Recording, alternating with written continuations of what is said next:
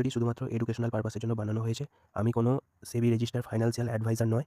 কেউ যদি বাই অথবা সেল করেন নিজের রিস্কে নিজে করবেন। হ্যালো ট্রেডার্স, আজকের মার্কেটের কীরকম কী ভিউ দিতে পারে যদি আমরা দেখি। দেখো, মার্কেট এখন সাপোর্ট জন্য ট্রেড করছে। এবার 1 ঘন্টা টাইম ফ্রেমে আমরা সাপোর্ট জোন যদি খুঁজি, দেখো এটা একটা সাপোর্ট জোন, ঠিক আছে। এর উপরে রেজিস্ট্যান্স যদি আমরা দেখি তাহলে আমরা দেখতে পাবো এটা, কারণ মার্কেট এখান থেকে বারবার টাচ করে ডাউনফল করে দিয়েছে, তাহলে এটা কি হলো রেজিস্ট্যান্স জোন। এর পরবর্তী সাপোর্ট জোন এটা,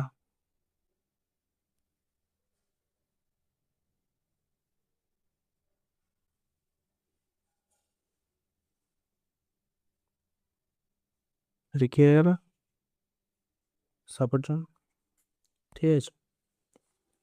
এরপর যদি রেজিস্ট্যান্স জোন খুঁজি আমাদের অনেকটা প্রিভিয়াসে যেতে হবে।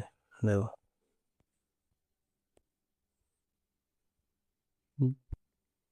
দেখো এই পর্যন্ত রেজিস্ট্যান্স জোন অলরেডি আমরা পেয়ে গেছি। এর পরবর্তী জোন তার মানে এটা, এই যে 4710, মানে 4700 থেকে 4710, আমরা সেই বরাবর যদি টেনে নিই আমরা দেখতে পাবো, দেখো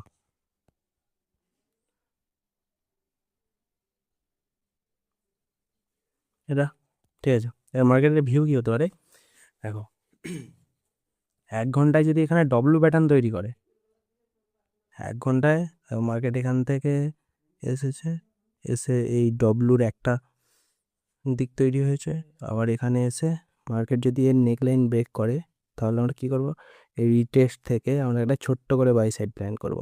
এটা গেল ফার্স্ট ভিউ। আর সেকেন্ড ভিউ যদি বলি আমরা, মার্কেট যদি এটাকে ব্রেক করে দেয়, ব্রেক করার পর একটা ছোট্ট রিটেস্ট যাবে, রিটেস্ট থেকে কী করবে, এই সেল সাইড প্ল্যান করব।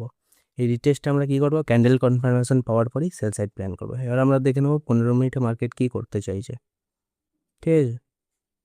15 মিনিট, দেখো 15 মিনিটে অলরেডি ডব্লু প্যাটার্ন তৈরি করেছে, তার নেকলাইন ব্রেক করে দিয়েছে, আর রিটেস্ট আসছে। এখানে যদি আমরা ক্যান্ডেল কনফার্মেশন পাই একটা ছোট্ট করে বাই প্ল্যান করতে পারি, ঠিক আছে। এবার যখন এখানের 1 ঘন্টার ডব্লু প্যাটার্নের নেকলাইন ব্রেক করবে তখন এখান থেকে আমরা স্ট্রং বাই প্ল্যান করতে পারবো, ঠিক আছে। Thank you for watching this video. If you enjoyed it, please hit the like button and the bell notification icon.